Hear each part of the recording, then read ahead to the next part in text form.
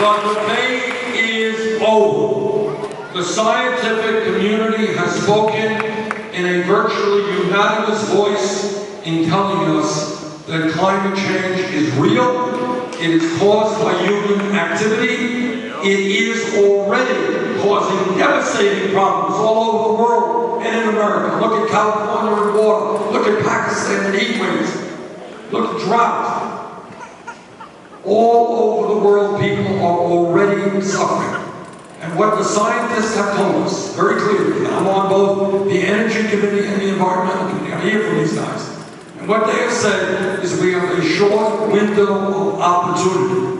And if we don't boldly transform our energy system, by the end of this century, this planet of ours will be between 5 and 10 degrees Fahrenheit warm. That is an extraordinary occurrence. If that happens, there will be more drought, more flood, more extreme weather disturbances, more acidification of the ocean, which will have a huge impact. There will be rising sea levels, flooding seacoast countries all over the world. And what the CIA tells us, there will be more international conflict because people will be fighting for fewer and fewer natural resources. In my view, and the Pope made this brilliantly clear in his recent encyclical, in my view, we have the moral responsibility to lead the world in transforming our energy system away from fossil fuel to energy efficiency and sustainability.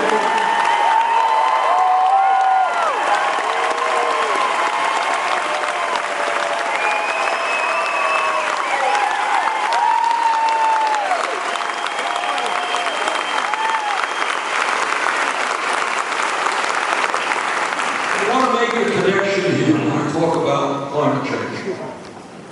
And that is, as perhaps the most progressive member of the United States Congress, I have obviously strong disagreements with Republicans over every issue. But that goes without saying. But here's the point that I want to make. On this issue, what's going on is something different. Because what almost all Republicans are doing, and I think virtually all of the Republican candidates for president are doing, is rejecting science. We cannot be a great nation when the political party that controls the U.S. House and U.S. Senate reject science. We can't do it.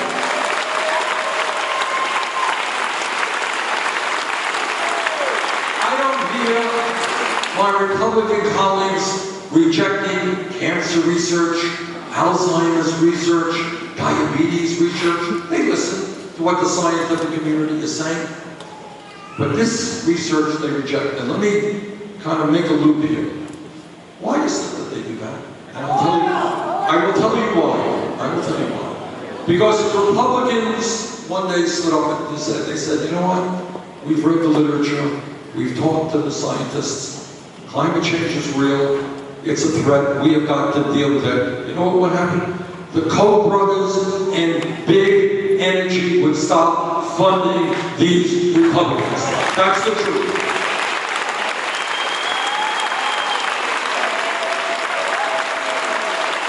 And that is how, that's just one example of what a corrupt campaign finance system does to public policy. So what we have got to say to our Republican colleagues is stop worrying about your campaign funding, worry about your kids and your grandchildren instead.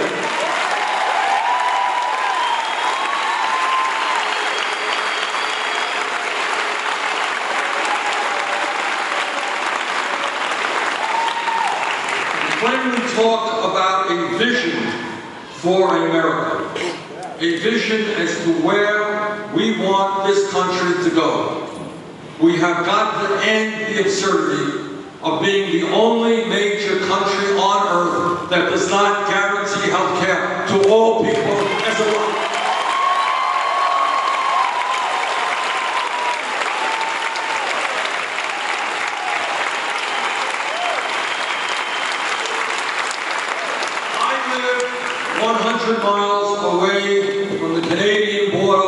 they have health care for all.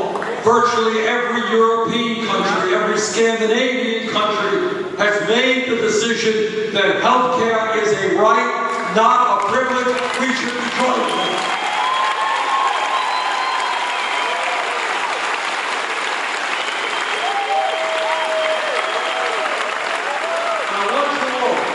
The Affordable Care Act, which I supported, has made some real progress, but we have got to go further. Today, 35 million Americans still have no health insurance, and many of you are underinsured with high deductibles and high co-payments.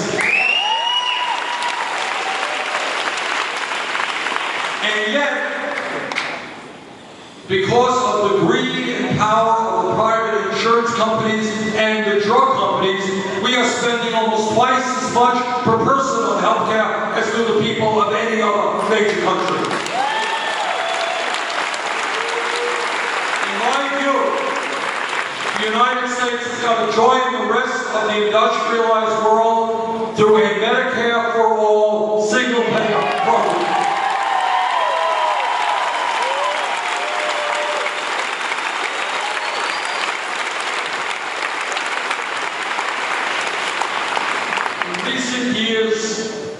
In my view, we have made real progress in ending a lot of discrimination in this country. We've become a much less discriminatory society, and as a nation, we have got a lot to be proud of in that regard. And by the way, here in Iowa, a virtually all-white state, you were the first to say that we're going to elect people based on their ideas, not the color of their skin.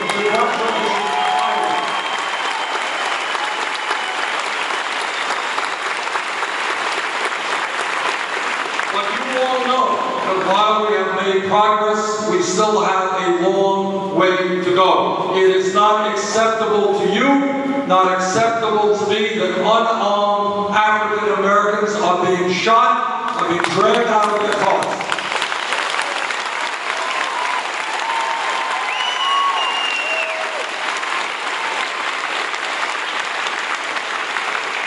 I was a mayor for 8 years and worked very closely with the police department, and the vast majority of police are honest, hard-working people doing an enormously difficult job.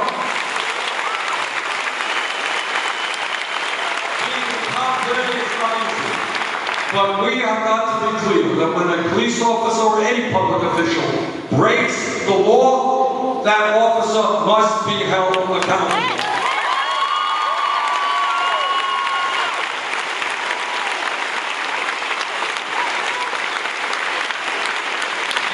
When we talk about bringing people together, when we talk about bringing black and white and Hispanic, gay and straight, men and women, people born in America, people who are not born in America, what we have got to appreciate is there are 11 million undocumented people in this country.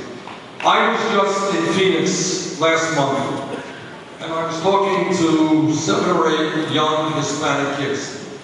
And tears were rolling out of their eyes as they talked about their fear of being deported or of having their mom or dad being deported.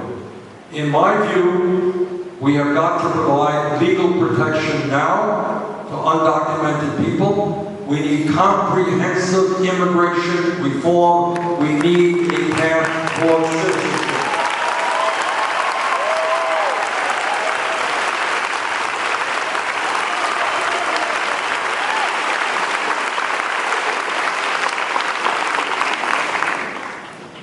Are looking at a former member of Congress who voted against the war in Iraq.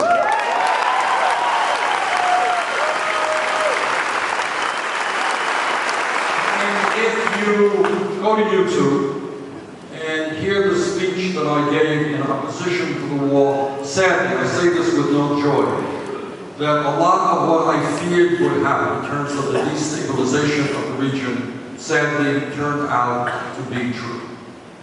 I am deeply distressed that every day I hear from Republican presidential candidates, members of Congress, who seem to have forgotten the cost of war, what war has done to our people who fought in Iraq and Afghanistan.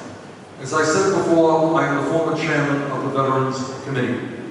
And I know not just that 6,700 brave men and women fought and died in Iraq and Afghanistan, but I also know many of them came home without legs, without arms, without eyesight, and that 500,000 of them, 500,000, came home with post-traumatic stress disorder and traumatic brain injury.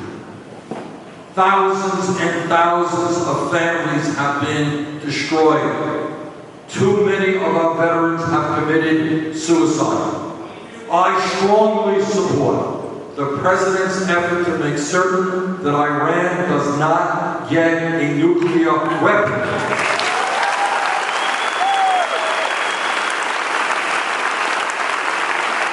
That is the right policy for a number of reasons. But the reason I support what the President and Secretary Kerry are trying to do is that we must understand that if we are not successful in achieving that goal in a peaceful way, there will be another war in the Middle East. In my view, what a great country is about is not a country which rattle sabers, that's what I was trying to say.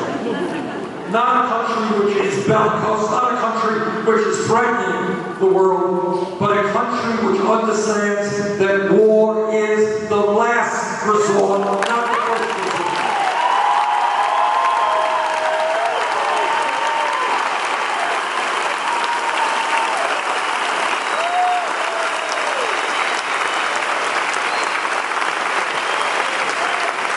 I can't guarantee you, nobody can, that this agreement with Iran reached with 5 other nations, I can't guarantee you that it will work. Nobody can.